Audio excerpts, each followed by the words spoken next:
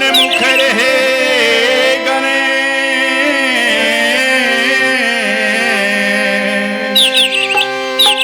पांच देव मिली रक्षा करे ए जी ब्रह्मा विष्णु महेश।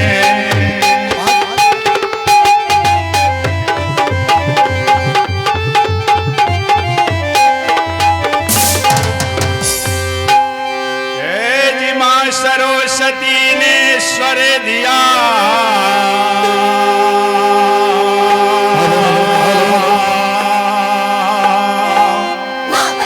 मां सरस्वती ने स्वर दिया गुरु दिया मुझे ज्ञान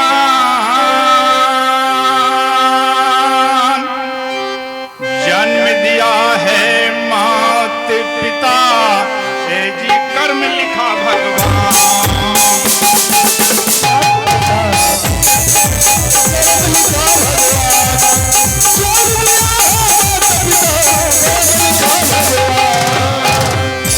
जी सागर में गागर डूबे नहीं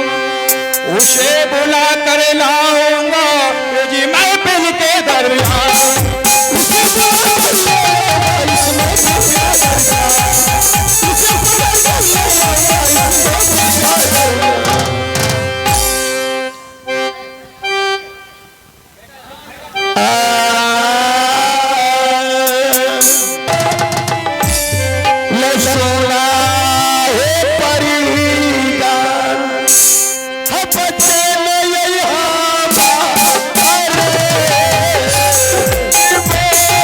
सुना हे परिगण बचन है हमारा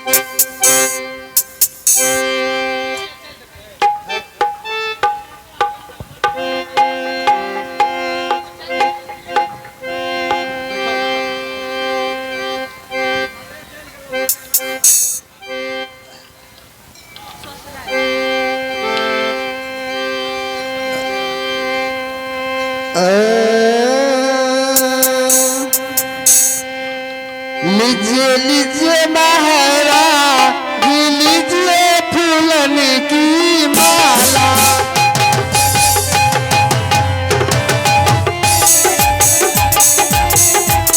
लीजिए लीजिए महाराज लीजिए फूलन की माला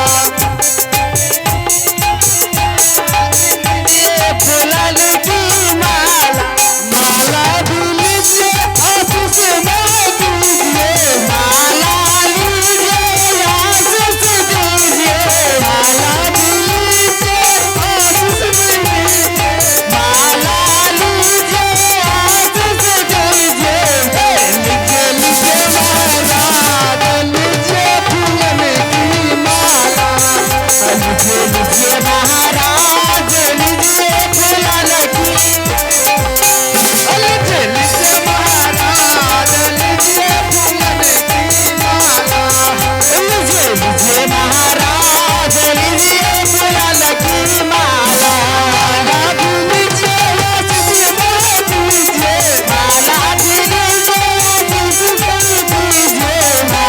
लीजिए आशीष दीजिए माला लीजिए आशीष दीजिए लीजिए लीजिए महाराज लीजिए फूलन की माला लीजिए लीजिए महाराज लीजिए फूलन की माला लीजिए लीजिए महाराज लीजिए फूलन की माला लीजिए लीजिए महाराज लीजिए फूलन की माला नाचते नाचते परिगण भैल तरंग एक बारी करी दिल चारो साल भंग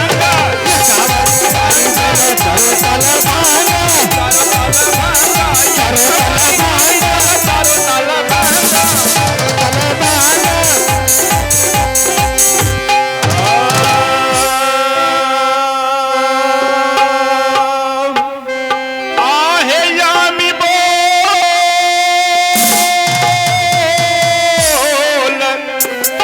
सोना हे परिगण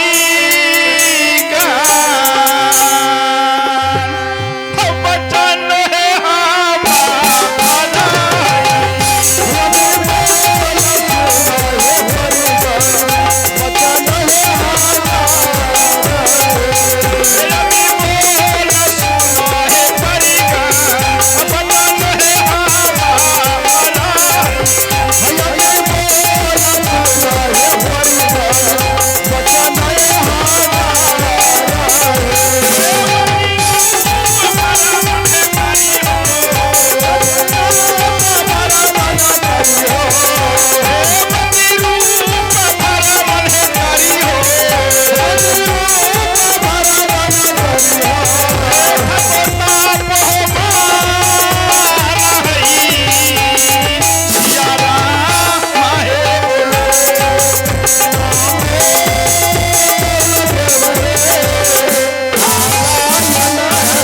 यामी बोल सोना है परिगण बचन है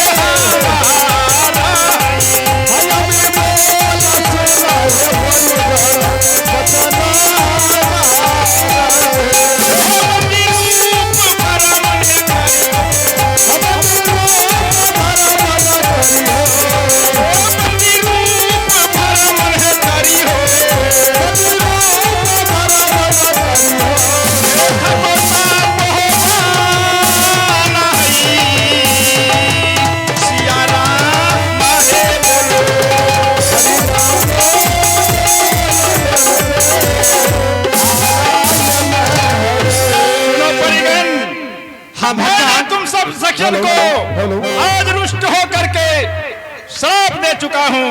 जिस प्रकार से तुम बड़े भरे सभा में चारों ताल भंग किए हो, उसी से मैंने रुष्ट होकर के तुम्हें श्राप दे दिया हूँ। जैसे तुम फूल तोड़ने के लिए जाएगी, तपोवन लाता बंधन में जकड़ जाएगी। हे भगवान मुझे क्षमा कीजिए ना।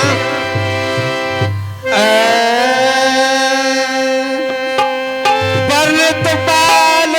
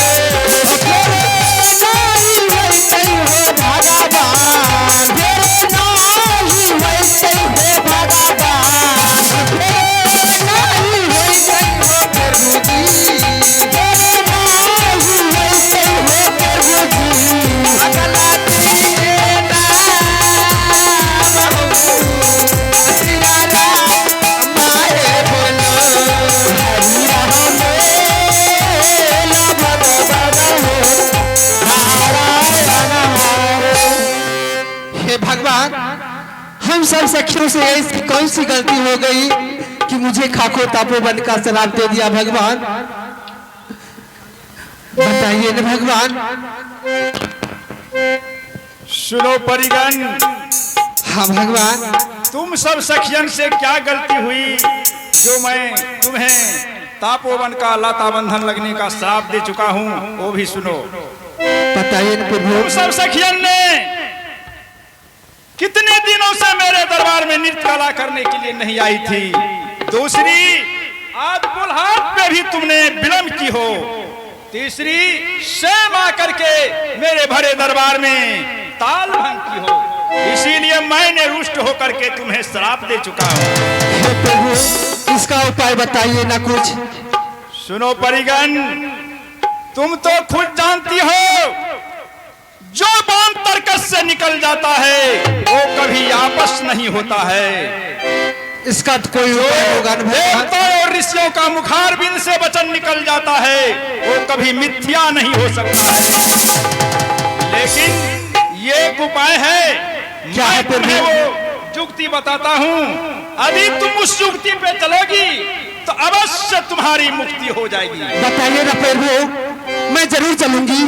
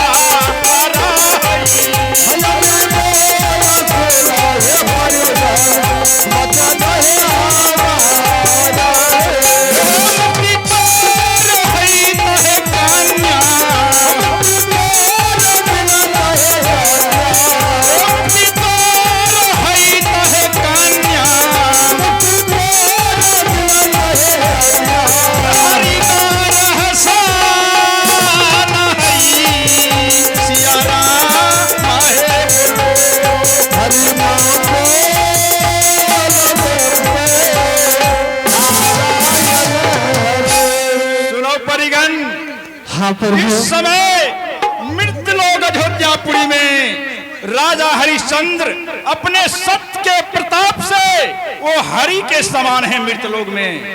यदि जिस समय तुम्हें तपोवन में लाता बंधन में तुम लोग युक्त हो जाएगी, लाता बंधन में जकड़ जाएगी, उस समय तुम राजा हरिश्चंद्र का नाम पकड़ करके पुकार करना। अगर हो सके वही हरिश्चंद्र का तुम्हें यदि दर्शन हो जाए तुम्हारी मुक्ति अवश्य हो जाएगी। इंद्र भगवान की इंद्र भगवान की ऐ परिलो